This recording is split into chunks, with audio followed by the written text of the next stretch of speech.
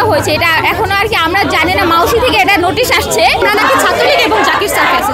আমাদের যারা সাধারণ শিক্ষার্থী ছিল তাদেরকে ছাত্রলীগ ট্যাগ দেওয়া হয়েছে। আমরা হচ্ছে শান্তিপূর্ণ একটা আবেদন জানাইছি ম্যামের কাছে, কোনো রকম পুরো উশৃঙ্খলা করি নাই, তারপরে আর কি আমাদেরকে এই ভুল একটা এলিগেশন দেওয়া হয়েছে। ট্যাগ এটা তো একটা ভিত্তিহীন কথা, কারণ আমরা যারা এখানে আছি সবাই ইংলিশ ডিপার্টমেন্টের স্টুডেন্ট, 800 জন স্টুডেন্ট। তো এটা হচ্ছে একটা রাজনীতিমুক্ত বিদ্যালয়, তো এখানে তোর ছাত্রলীগ আসার কোনোভাবেই সম্ভাবনা নেই।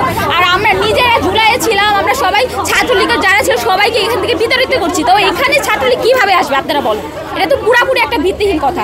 উনি অত্যন্ত কুৎসিত এবং কদাচিৎ আচরণ করেছে, আমাদের বলেছে গেট লস্ট। আমাদের দোষটা কি ছিল? আমরা জাস্ট একটা জেন্টাল দাবি নিয়ে গিয়েছিলাম, আমাদের একটা নর্মাল দাবি নিয়ে গিয়েছিলাম, তাই না?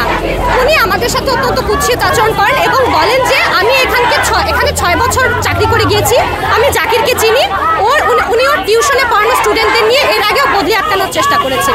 এখন জাকির স্যার না তো আমার খালু লাগে, না আমার মামা লাগে, না আমার চাচা লাগে, কেন আমি করব? অবশ্যই উনি একজন গুণী শিক্ষক এবং অবশ্যই আমাদের জন্য উনি কার্যকর, ভবিষ্যতে আমাদের কাজে লাগবে, এজন্যই আমরা করেছি। শিয়া বাটার ও ভিটামিন ই সমৃদ্ধ লিলি হালাল বিউটি সোপ, তারুণ্যময় উজ্জ্বল ত্বকের জন্য।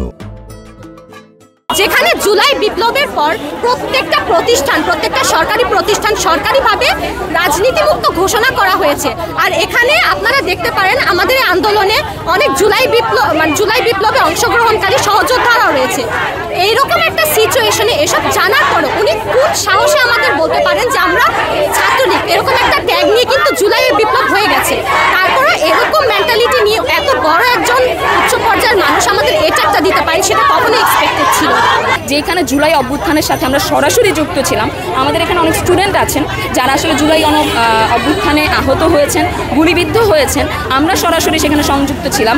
তো সেইখানে আমাদেরকে কিভাবে ছাত্রলীগ ট্যাগ দেওয়া হইতে পারে এবং আমাদের স্যারকে কীভাবে প্যাসেজ বলা হইতে পারে, এবং আমরা যে ঊর্ধ্বতন কর্মকর্তার সাথে কথা বলেছি তার কথা শুনে আসলে মনে হয়েছিল তিনি আমাদের স্যারকে প্রথম থেকেই চিনেন, খুবই হেয় করে কথা বলেছিলেন। তো এইটার জবাবদিহিতাই আসলে আমরা আমাদের প্রিন্সিপালের কাছে চেয়েছিলাম, তিনি আমাদেরকে সেটা দিতে ব্যর্থ হয়েছেন।